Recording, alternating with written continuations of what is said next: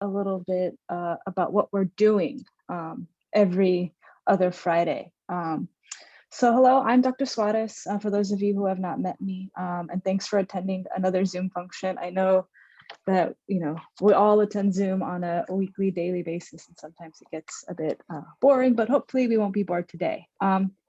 So as Julian said, I'll be talking about Alfred Crosby's book, The Colombian Exchange, Biological and Cultural Consequences of 1492.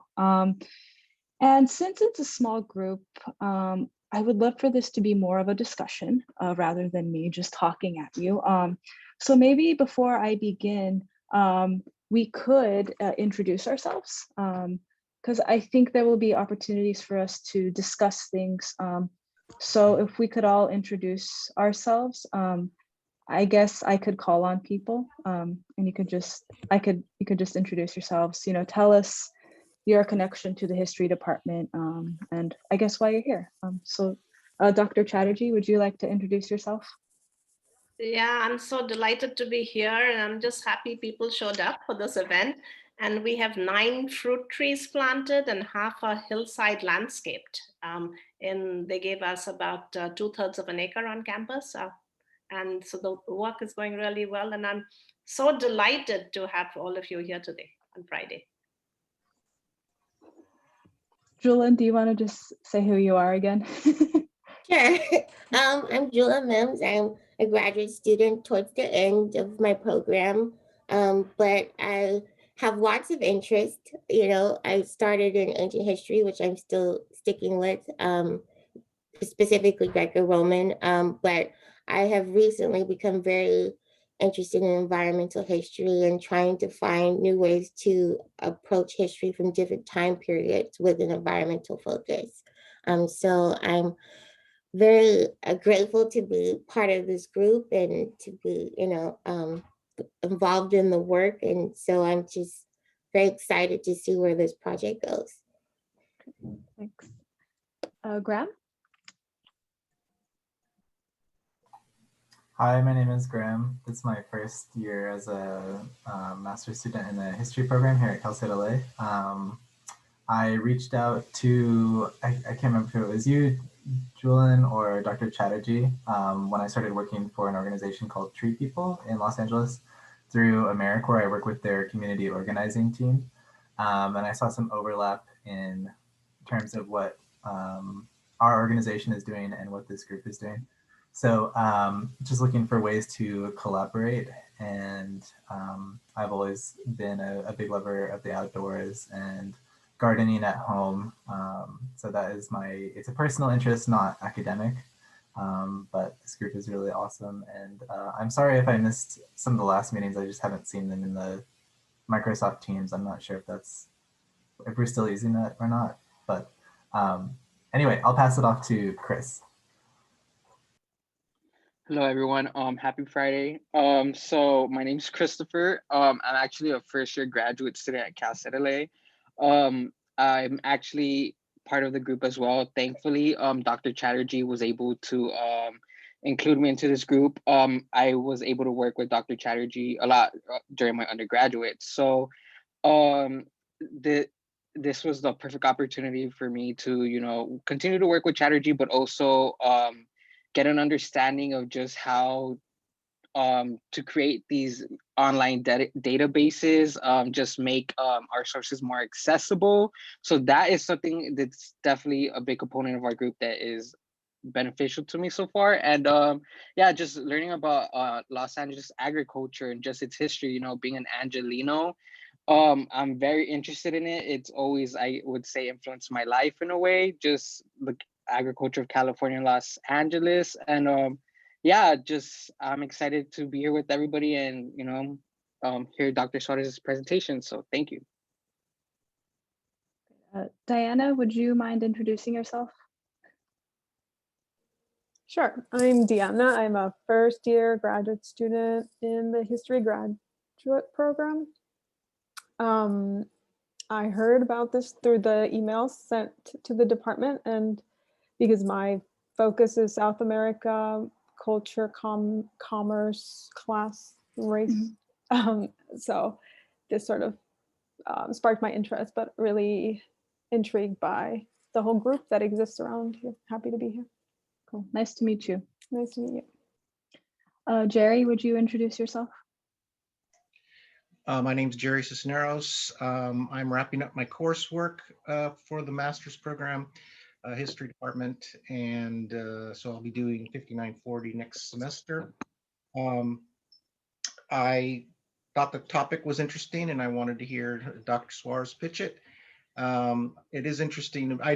I was interested to hear about the environmental history part. It is interesting to me now that I've heard a little bit about native plants. It just sparked my interest because I'm a hiker and I do native plant identifications just for my own my own curiosity. So I'm looking forward to hearing about it. Thank you, Jerry. Clau? I'm not sure if I pronounced your name correctly. Hi, how are you? Hi, everyone. My name is Claudia Cepeda. I'm a history major. This is my last semester in the department, and I am currently applying to a graduate program in Latin American Studies. So I was really interested in hearing this talk, the Colombian Exchange, and similar to Christopher, I've been getting really into the Los Angeles lately. So yes, and also environmental history has been kind of like circling around in my head since I took classes with Professor Chatterjee and Angela Vergara. So I'm trying to, take my baby steps towards learning more about it. And thank you for having us here. Nice to meet you. Jose, would you like to introduce yourself?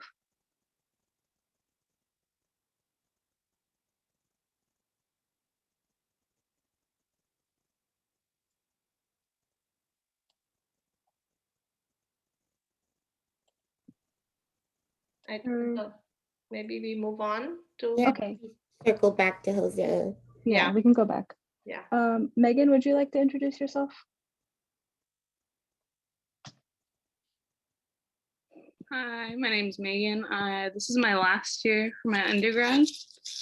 Actually, last semester. I came because Dr. Suarez mentioned it during our class, and I was very excited to learn more about the Thanks subject. for coming.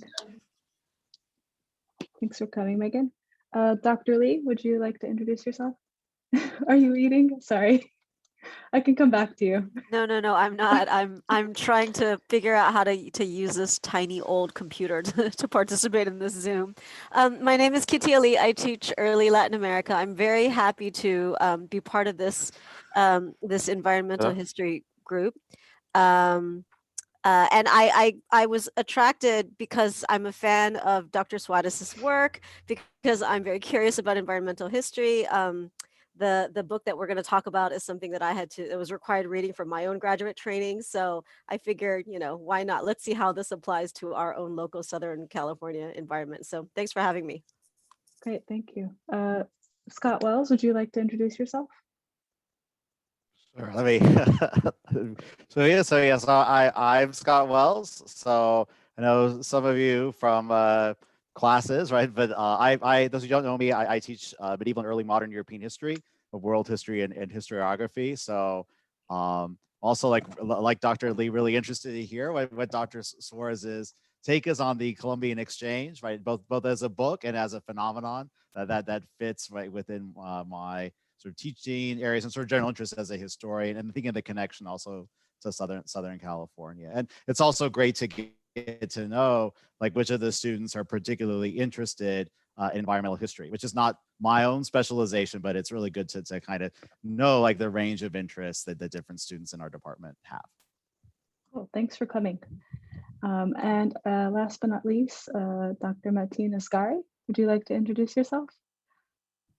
Sure, Asheen Mateen, and I think more than half of you know me. I teach Middle East and Islamic history, and I'm interested in comparative world history, environmental history as one of the topics of that. But I'm sorry, I can't commit Fridays at this time to come to all meetings, but this one, Dr. Suarez, I thought I have to make it, so I'm here. And yeah, I'm glad you could make it. Well, thank you everybody for introducing yourselves. I figured we're a small group and we don't really get the opportunity to meet people. We just, enter the Zoom meeting and we start. So hopefully we can have a productive conversation. As you know, I'm going to talk about the Colombian Exchange. And for those of you who are interested in Latin American history, oops, sorry. Can you still see my screen? Yeah.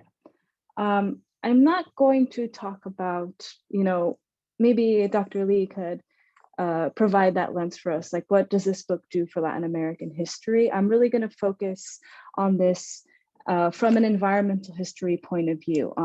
I will touch on the conversations that Latin Americanists have about it, that Africanists have about it, but I really want to think about this book as an environmental history book.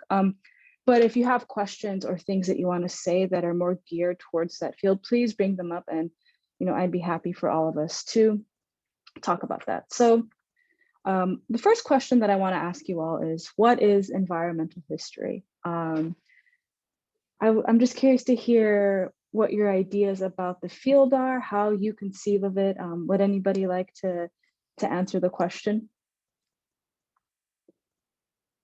It's not a trick question too, by the way.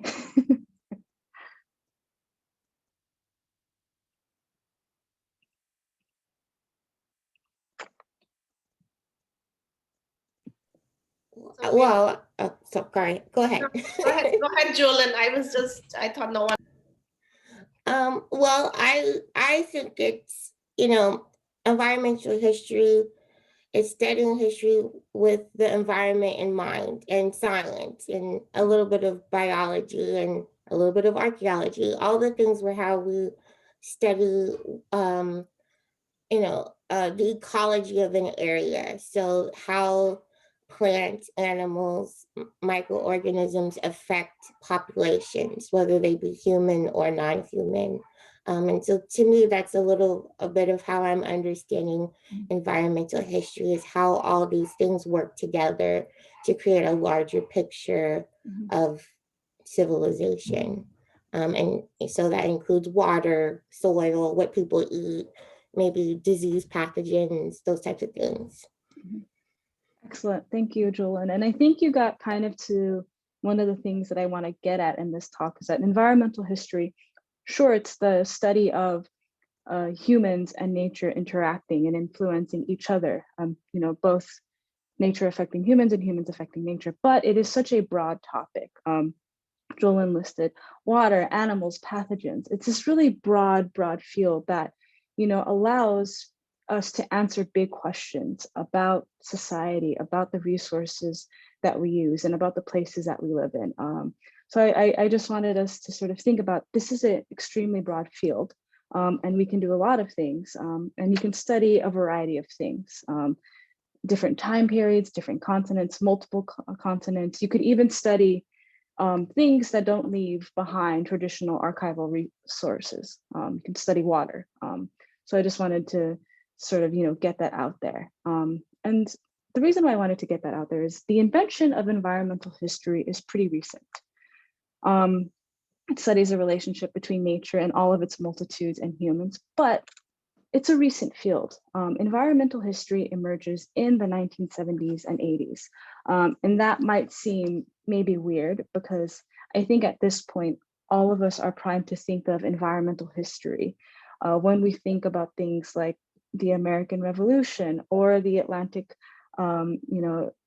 the Christopher Columbus discovering Americas. I think we're always thinking about environmental history now, but it's only really 2 generations old in terms of thinking of history. And it really kicks off in the 70s and 80s because of other things that are happening. And I'm speaking within the US context, in the world, the New Left, protest movements, a growing environmentalist movement. So the invention of environmental history is really a response to sort of social phenomena and social problems that are happening. And in 1972, we have 2 fundamental texts. The first is Roderick Nash's American Environmental History. a new teaching frontier where Nash really grapples with, we have to start thinking about the environment as an agent that is acted upon and acts upon human beings. And we also have Alfred Crosby's The Colombian Exchange, Biological and Cultural Consequences. So these two pieces of scholarship are really fundamental. And before I really get into the book and talk about its benefits, its shortfalls, its pitfalls, I just wanted to quickly think about the questions that environmental history more or less always ask. How have people lived with and have lived in natural systems? So, how do we live in this ecosystem that we call Los Angeles? I think that's something that our group is always asking. How have people thought about natural systems? The way that we think about water now wasn't the way that our ancestors thought about water 200 years ago. So our ideas about nature are always changing. How do people shape nature? And then how have natural surroundings shaped us? How has nature shaped our conflicts over the economy, society, government culture, and ideology? And so as much as we want to study how we have shaped nature, I think an important aspect of environmental history is studying how nature has shaped us, how nature has shaped our economies, our political and cultural belief systems. I'll leave it at that. Does anybody have any questions or comments about what was just shared with on this PowerPoint slide?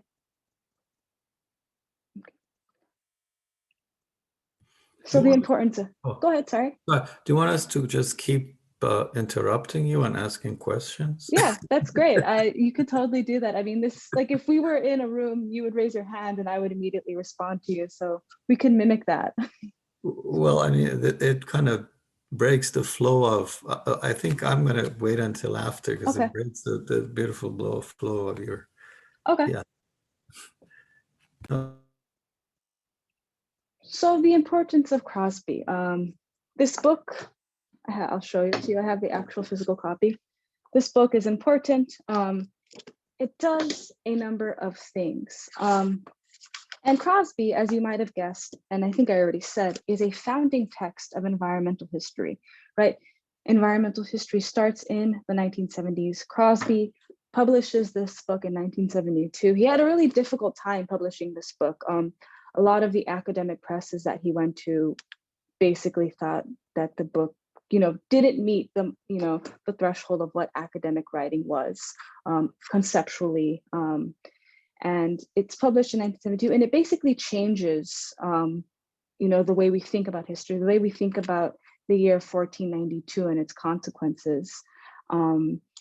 And his basic claim in this book is that historians must look at the ecological and biological ramifications of events. So what does that mean? Basically, that means is that when big events happen, and when I say 1492, I'm referring to when Christopher Columbus sailed from the Old World and arrived in the Caribbean, and he thought he discovered a new route to Asia. That event basically bridged both the Old World and the New World together and started a variety of events which lead us to where we are now. But Crosby is saying, sure, we need to look at the political ramifications of 1492. That's important. But we can't understand that unless we understand what happens ecologically and biologically. And I'll get into that in a second. But the main premise of Crosby's book, in the sense of environmental history, is that we need to look at those things, the ecological and biological ramifications, to understand how culture develops after a significant event, how political systems adjust to such an event, how economies are built around such earth-shattering events. And the Colombian Exchange is basically a model for understanding ecological and social events. The Colombian Exchange is the exchange of plants, animals, biological agents, people from Europe to the Americas and then back again. So it's, if you've ever seen a map, and I'll show you in a second of what that actually looks like.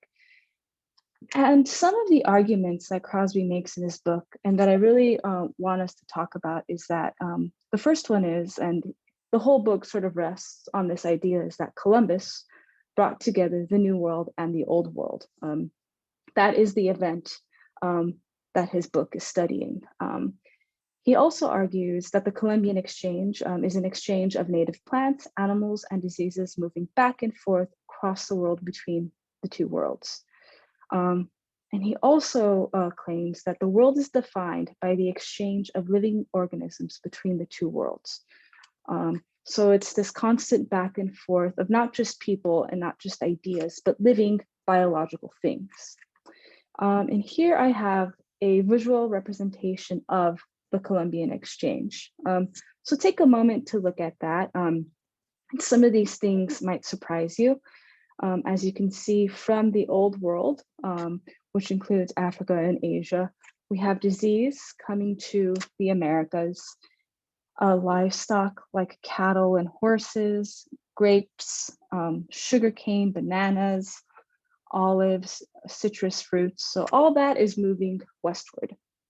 And then on the other side, we have biological entities moving from the Americas to the Old World. We have things like avocado, turkey, squash, beans, tobacco, potatoes, corns, vanilla. And so there's this exchange that happens because of the event of 1492. And once this happens, one of the things that Crosby makes very clear is that the world is never the same.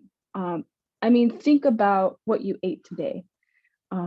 One of the things that my partner and I like to do when we're camping is, is this an Old World crop or a New World crop? And it's kind of funny because sometimes you get stumped. When we were having lunch, I was putting garbanzo beans in my salad. I was like, are garbanzo beans Old World or New World? They're Old World, in case you're wondering. But, part of what Crosby is saying is that there was this exchange, this continuous exchange, and the two separate worlds have become one. I eat garbanzo beans on a daily basis. That's a ramification of this event. If you think about, the potato famine in Ireland, that wouldn't have happened without this Colombian exchange. So that's just a visual representation of that. I know that we don't want to ask questions, but does anybody need anything clarified? Okay, great. And so here is the chapter breakdown of the Colombian Exchange. It's 6 chapters. And in chapter 1, Crosby talks about the similarities and differences of the Old World and the New World before 1492. So in his book, he talks about, the sort of plants and animals that live in the Old World, that live in Europe, that live in Africa. And then he talks about these sort of plants and animals and diseases that are, indigenous to the Americas. And what's really interesting about, I think, this chapter is, since the record isn't very good on terms of what the Americas look like before 1492, I think there's a lot of conjecture. And I think at some points, Crosby misses the mark on accurately describing what the Americas were like. And I'll get into that in a couple of sides. So the similarities and differences. And one of the things that Crosby basically says is that these two worlds are different because of the isolation of the oceans. America is its own distinct place with its own distinct plant and animal ecology, and with its own distinct, group of human beings. I think he sort of tends to say that there is a real difference between indigenous people in the Americas and people who are indigenous to the Old World. I think he sort of toes the line in a very, I think, problematic way, but we'll get to that in a couple of slides. Chapter 2 is about disease. And I'm sure all of you have heard in some form or another of how disease, when Europeans started exploring the Americas, disease was brought from the Old World to the New World and significantly harmed indigenous populations. And Crosby really talks about how disease is a historical agent because of things like smallpox and dysentery and diseases that we don't really think about these days. Because indigenous peoples did not have an immune response to these things, it was easier for groups like the Spanish and like the Portuguese to come to the Americas and conquer the land and assert their own domination on the people and the plant life and the animal life. Chapter 3 thinks about flora and fauna, so plant life and animal life, moving from east to west. And so one of the things that Crosby really argues is that when Europeans were in the Americas, part of what they were trying to do was to transform the Americas into something that looked more European in terms of agriculture, in terms of what shows up on your dinner table, in terms of what animals you use to do farm labor to move from one place to another. So chapter 3 is Crosby really trying to show the reader that part of the mission of conquistadors and settlers and colonists in the Americas was to make it into something that fit their worldview, ideologically, nutritionally. So that's what chapter 3 is about. Chapter 4 is about syphilis. And I did some research on this chapter too. In the preface to the 2003 printing of this book, Crosby himself says, I think the research that I did for this book really doesn't stand the test of time. And I think if you were to read it, you would probably think so too. That's one of the things that happens when you read books that are, I guess, almost 50 years old, is that sometimes the research is outdated. And when it is scientific research, odds are it will be outdated. So I'm not really going to engage with chapter 4 because the research is outdated and I'm not qualified to talk about syphilis research. But if somebody is, please, bring it up for discussion towards the end of our conversation. Chapter 5 is about the impact of New World flora on the world population. So another argument that Crosby makes in this book is that because of the New World crops, like corn, beans, squash, potatoes, because of that, all of those crops are extremely nutritious, and because they were exported east, this exportation, this Colombian Exchange, allowed for a population growth that has been unseen in history. That since this moment, our population of our species has increased exponentially, and he cites New World crops as the catalyst. And chapter 6 is basically the exchange continues. This sort of exchange is still happening. It's still probably happening when we eat breakfast, when we cook dinner. So it continues to happen. And one of the things that Crosby cautions against is because the Colombian Exchange continues to happen, we're harming the biological diversity of our plants, of different species. And he kind of, gives a warning that things like epidemics, which we'll talk about towards the end, will become more severe. So he does, in a way, I think, praise the Colombian Exchange for what it has done for human society, bringing two worlds together. If the purpose of our species is to continue to increase our population, then that's also successful. But he does warn his readers about the possible downfalls of the Colombian Exchange. And so now to the problems with Crosby. I kind of hinted to this when I went over the chapters. It is an old book. It does read like an old book. It is a product of its time. However, we should point out the problematic things in this book. And so one of the things that I really struggle with when reading this book is the treatment of Indigenous people. And I think one of the benefits of environmental history is that environmental history seeks to, I think in a way, give agency to multiple groups of living creatures, whether those creatures be of, different races or even animals. So I think, Crosby's book is one of the first iterations of environmental history, and the group that gets the most agency in the reading of the sources are European men. Women do appear in this book, but only in the chapter of syphilis.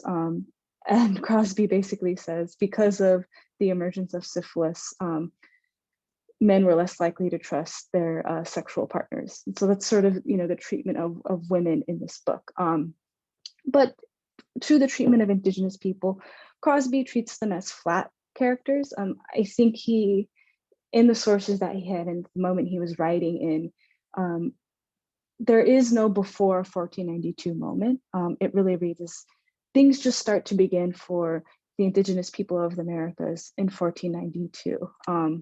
So they're flat in that sense, and they don't really have any agency in the way that Crosby reads and writes this history. They're written as weak characters. He calls them weak because they don't have an immune response against things like smallpox.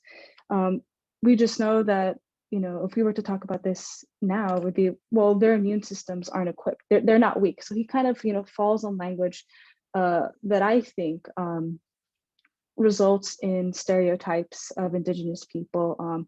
And I think also falls onto the idea of a biological difference in terms of race. So he definitely toes a line in that. Also with the idea of Indigenous people not really having a history before 1492, I think he risks describing Indigenous people as living in peaceful harmony with nature. And we know that not to be the case. Yes, Indigenous people had a different relationship with their natural environment, but they also, caused animals to go extinct. In California itself, I know there was a rodent that lived on the Catalina Islands, and Indigenous people hunted that mammal into extinction. And there are other examples of this throughout the Americas. Part of the evolution of our species was making other large mammals go extinct. So that's also not true. So the treatment of Indigenous people is something that, if you were to read this, you would probably take issue with and, call into question the validity of Crosby's work. Again, issues of agency, not only do issues of agency affect Indigenous people, but also animal life and plant life. A lot of what environmental history does now is it thinks about plant life and it thinks about animal life as having agency in its survival and having agency on us. Nature affects us, we just don't affect nature. And I think one of the good things about environmental history is there is a tendency to think that humans have dominated everything on this planet. But if you look outside your window, a tree is growing and it's growing on its own accord, regardless of the pollution that we put into the air on a daily basis. Nature has agency and it continues to survive and affect our decisions. And although this book is about the Americas, I do think it is still Eurocentric. And part of that, I think, happens because of the treatment of Indigenous people. We only really get the point of view of the Spanish conquistador. There were other people in the Americas. And when he decides to think about the Indigenous point of view, it's a lot of conjecture. And also a part of the Eurocentricness of this book is there's the omission of Africa and Africans, people from Africa. And in one of the prefaces to the new edition, a scholar sort of says, well, it's okay that Crosby left out Africa and people from the African continent because that field of history hadn't really emerged yet, which is kind of funny because this book is being praised for creating a field of its own. So clearly Crosby could wrap his head around a field of history not existing and reading sources in a certain way. So yeah, and it's a real problem for this book because the Colombian Exchange, if we think about the Atlantic world, so much of that world was built upon the kidnapping of people in Africa and the forced migration to the Americas and their labor alongside indigenous people of transforming those continents to produce certain plants and to export those plants back to the old world. So there is a real issue with the omission of Africa and people from Africa. So those, I think, are the four main problems. And towards the end, we can talk about them and, how do we not do that in our own work if we want to do environmental history and we only have certain types of sources. So it's been about 50 years since Crosby has published his book and basically helped start a new field. So how has the field changed? And I'll focus on a couple of things, mostly in relation to the problems that I cited in Crosby's book. We now think about indigenous land management. Like I said, Crosby sort of frames the Americas as this untouched paradise, and indigenous people were just sort of, gathering and living in peace with nature. And as I hinted in the previous slide, indigenous people did not live peacefully with nature. They had a very expansive knowledge about how to manage water, how to manage plants, how to manipulate plants. One of the things that I like to stress about California is that California is known for its, biological diversity in terms of plants and mammals. And part of that diversity is attributed to the management of indigenous people. So we now think about how indigenous people manipulated the landscape, how their hunting practices made certain species go extinct. And there is a history, even though there aren't the traditional sources of, government documents. There are sources are there, and part of the environmental history's work is to understand that better. And the question of agency, I think, is being thought of in more productive ways. Scholars of environmental history can now write a whole article on grass and how grass shapes economic and political systems in the Americas. And there's a recent book that came out called Floating Coast about the Bering Strait, and the book begins from the point of view of a whale. And this whale has agency over its life and basically forces the Americans and the Soviets hand in their policy in that region. So the question of agency, I think, is being thought about in much more productive ways. And transnational. Yes, Crosby is talking about the Colombian Exchange, and the Colombian Exchange is something that isn't just focused on one nation, but I think the way that he talks about it, it's just focused on one group of people. But I do think now that environmental history, one of the cool things about environmental history is that it doesn't really think about itself as confined to borders. If you study grasslands in North America, your work could, be focused on the US, Canada, and Mexico. If you're looking at oceans, you're not really letting this idea of a nation state border determine where your sources are coming from. So I think environmental history really allows scholars and encourages scholars to move beyond thinking of the world and thinking of culture as nation bound. So I think, these are the three trends that have happened since Crosby. And so I want to look forward, and I have two questions for discussion. But before I do that, did anybody have anything that they wanted to ask or comment on about Crosby and his book, The Colombian Exchange? So Camille, I just want to jump in for the students and say that the 20th century is an aberration that we didn't have to deal with environmental history, but all histories before that took environmental history very seriously because human populations are very contingent, right? Mm-hmm. And transitional, and people died, and earthquakes and famines. And so modernity created this weird moment of blindness where we could be indifferent for a very Mhm. brief moment to the environment, right? And so Mhm. what's happening in Texas now is a harbinger of things to come. And Mhm. so I think we risk not studying environmental history at our own peril. And this has to do with the way modernity constructs our identities as if we don't need nature. I mean, that's part of the biggest illusion of modernity, I think. Mhm. Yeah, and I think that's, one of, the benefits of environmental history is, forcing us, the scholar, the researcher, and the reader, to think of ourselves as, within nature. It's not something that's peripheral to us, and it's not something that we can really control. Like you said, Dr. Chatterjee, I think our species has probably tried to do that for the 20th century, and now we're dealing with those repercussions. In Texas and California, I mean, we're really seeing the ramifications of this different idea of nature.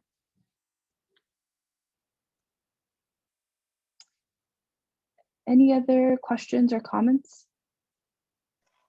I'm not familiar with the book, but I'm curious if he thinks beyond the Colombian Exchange to other exchanges that have happened, like across the Indian Ocean and other places. Does he make those connections, or does he kind of focus on the Americas in particular? Yeah, and correct me if I'm wrong, anybody, he really only focuses on the Americas. And that was one of the things that was really frustrating to me, because he doesn't talk about the Indian Ocean. And that's also why I said it was very Eurocentric, is because he's only focusing on, the European to the Americas and back. And there are things that we can look at in India, on the African continent, in Asia, that have happened and were happening that he doesn't really deal with. And so that was one of my problems with the book. And not to mention that people who were forced to migrate from Africa to the Americas also brought plants and also brought ideas of land management and animal rearing and ways of being with nature with them. And those affected the Colombian Exchange and how, the Americas changed and the world changed at that point. And, he doesn't even, deal with that. And people from Africa also brought issues of soil management and Mhm. soil science, which is so crucial to understanding the tropical lowlands, right, of the northeastern seaboard, where the Europeans simply didn't know how to work in those soils. So there's much of modern soil science. They're discovering now that there's so many African-American scholars from Washington Carver onwards who created soil science as a discipline in the United States. Yeah, exactly. Thank you, Dr. Chatterjee. Any other questions for me? If not, I can ask you all a question. I have a question. So I've heard a lot about the exchange of diseases, but it's always depicted as a kind of one-way movement of disease. And I'm wondering, does he touch on that at all, regarding the reasons why that was only a one-way sort of phenomenon? Is that because of urbanization in Europe or certain other factors? Does he touch on diseases that existed in the Americas prior to the arrival of Europeans? Is there anything about that? Yeah, that's a really good question. And he does deal with your exact question in his book. One of the things that he's trying to do with chapter 4, which is about syphilis, is say that syphilis is an American disease from the Americas and that it, goes to Europe and affects the population in that way. But he also talks about other diseases that are, native to the Americas.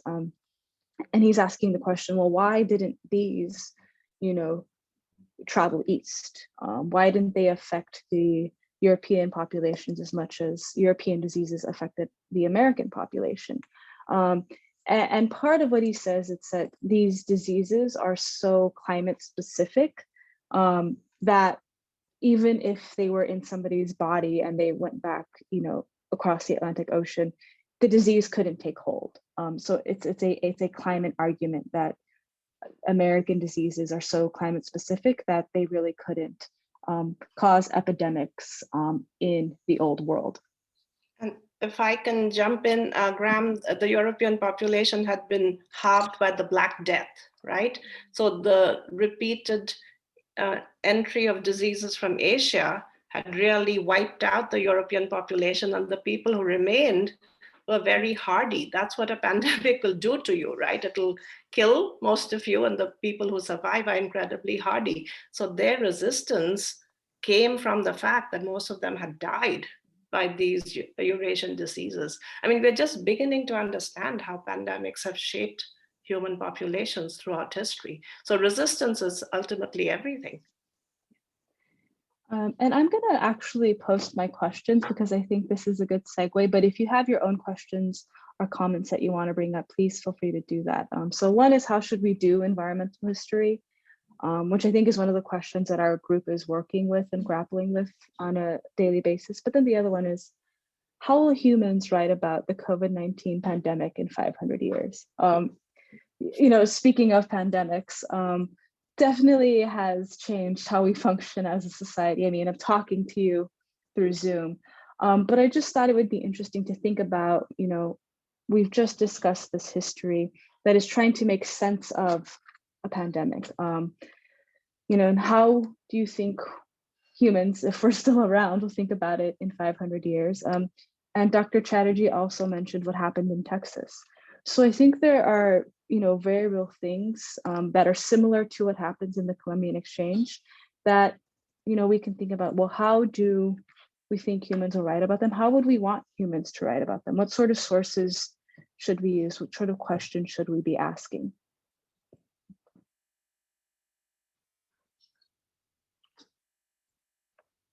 Well, I'll answer the second one because this has been on my mind a lot. I actually wrote my research paper last semester on plague pandemics in the Roman Empire. And I brought up this question, kind of in the intro of my paper because, our media likes to focus on the kind of consequences after the fact of, this is how it affected the economy, this is how it's affecting already aggravated political issues and social issues, and a pandemic is kind of exacerbating things that maybe we ignored. But there's still very little talk about why we have COVID-19 in the first place, what has been happening to the environment that would allow this to, a pathogen like, SARS-CoV-2 to enter our population. And then very little emphasis on science and people's awareness of how important that is. And so, part of what I was arguing for is that, yes, political, social, cultural issues are important. But if we as a society can't acknowledge the underlying problem, which is our relationship to the environment, then we've learned nothing and we will continue to learn nothing. And these things will just keep happening.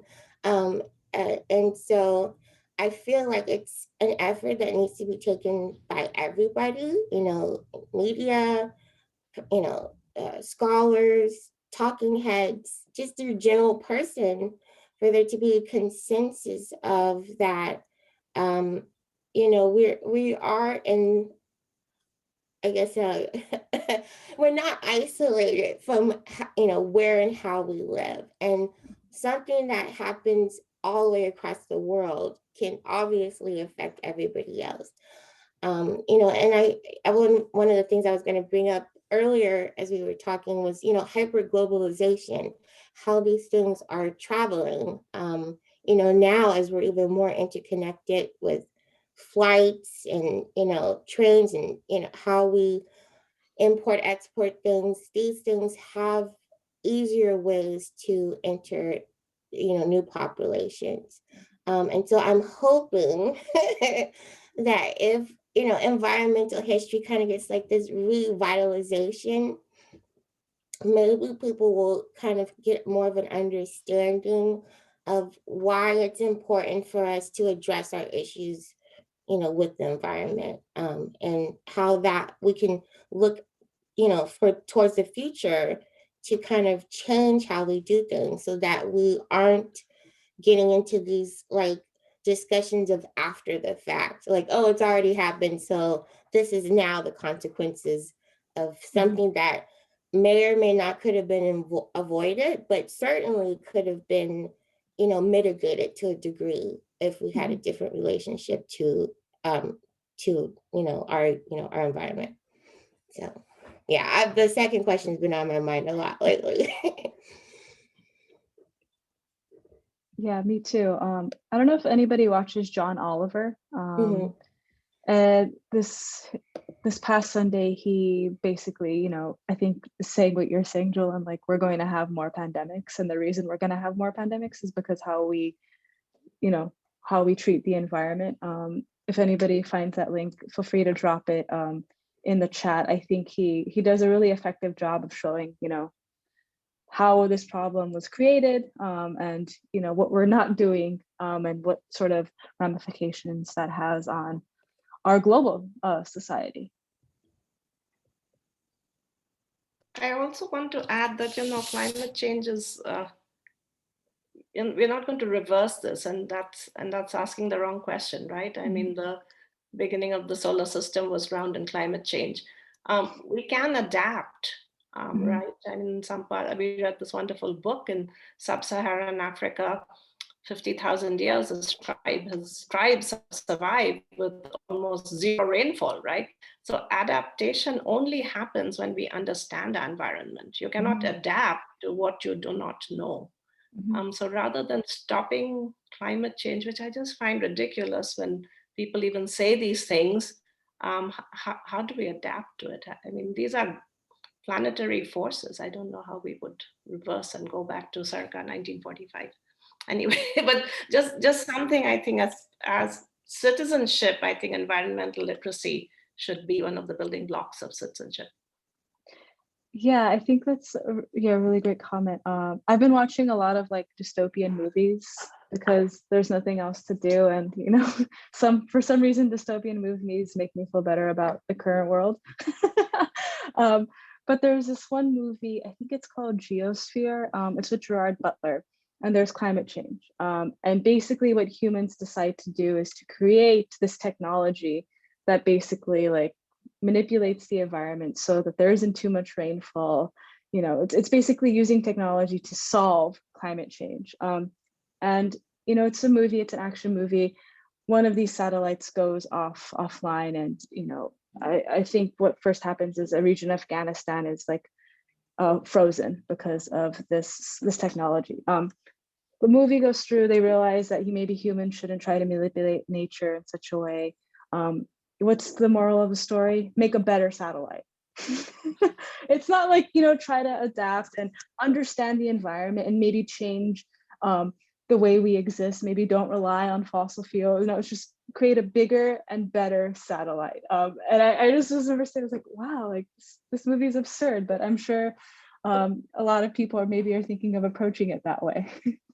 But you know, it's not absurd. Bill Gates has been on a bender. You can't open a single newspaper or media site without Bill Gates's book, and all his solutions are just that, right? Better technology, you know, seed the atmosphere so we actually screen ourselves from the sun. I mean, these absurd technological fixes, right? They created the problem, and now we trust these jokers to fix the problems they've created, right?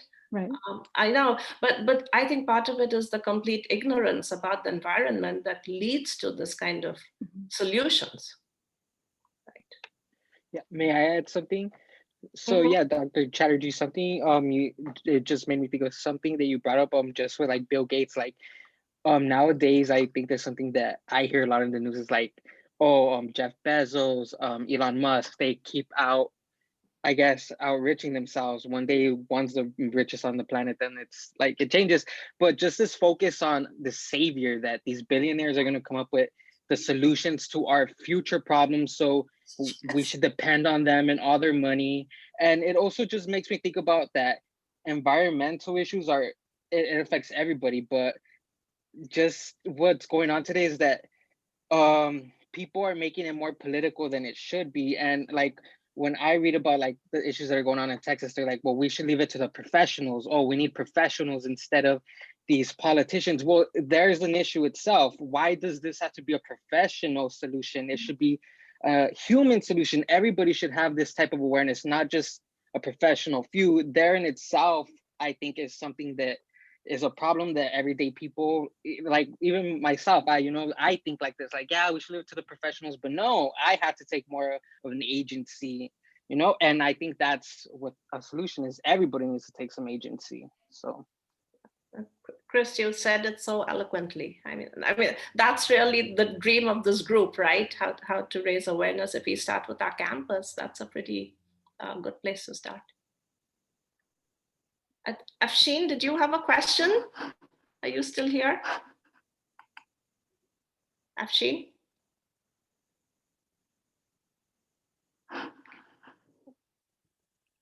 I'm going to stop sharing just so we can have more of a discussion without the PowerPoint. That was a great talk, Camille. But wasn't that so beautifully laid out? Thank you. Yes. Let's do a round of applause for Dr. Suárez for volunteering her time. Afshin, did you have a question? Oh, well, just a quick comment, just following up on what Chris said. And it seems like it inevitably takes us back, unfortunately, to the question of politics and, human agency. When we say us humans, we do this, it's not as if all of us have an equal agency in impacting these events. So always throws us back to when we say like humans did this. It's not like all humans together decide we want to do this. It is some humans for some reasons are doing things with consequences. And as usual, unfortunately, the rest of us might not even know who is doing what, to what extent, to mess it up for the rest of us.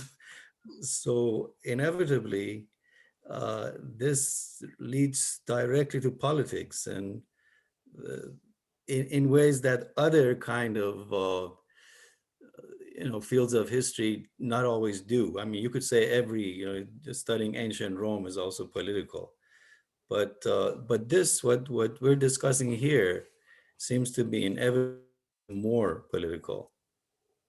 Yeah, but as consumers, as participants, we all bear responsibility, right? I mean, fossil fuels will go away when we switch to alternative modes of transportation. If we eat more indigenous crops to the Americas, that will change global trade patterns. I think the journey has to start somewhere. And I think that's our job as historians. If we include more of these discussions in what we write and how it's recorded, hopefully down the line that will start shaping policy and how politicians view, certain issues. I mean, there is a very close link between history and politics. And I think it starts with how this type of stuff is written down or recorded in whatever format. Obviously, it's just not going to be textual anymore because of technology and how things are changing. But if we can maybe include this more, as historians, that will ultimately trickle down and have an effect on other areas like, politician and government, economies, that kind of stuff. Because I think all those areas use history to kind of inform their decisions in a way. And I think that's why it's important to have these alternative stories, stories that aren't very well known outside of just kind of this Eurocentric realm. It's that if we have a broader picture, it kind of completes the missing puzzle pieces in a way, so that we're not just doing the same things over and over again. The more perspectives we have, the more things will kind of maybe move in different directions. But that's just my opinion.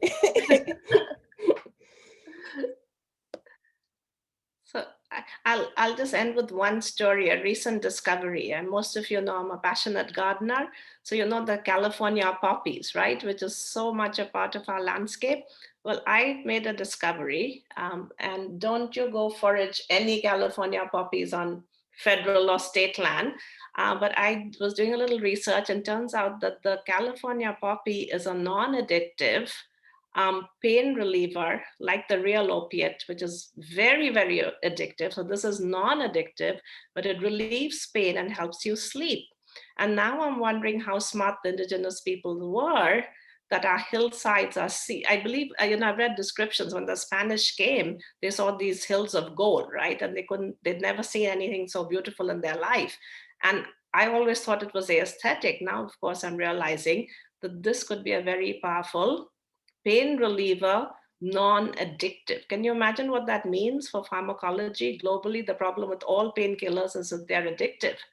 So this is a non-opioid opioid, right? And so knowing your environment has so many beneficial results. I was so blown away by that piece of information. But as I said, don't anybody go and forage. Our hillsides are too fragile.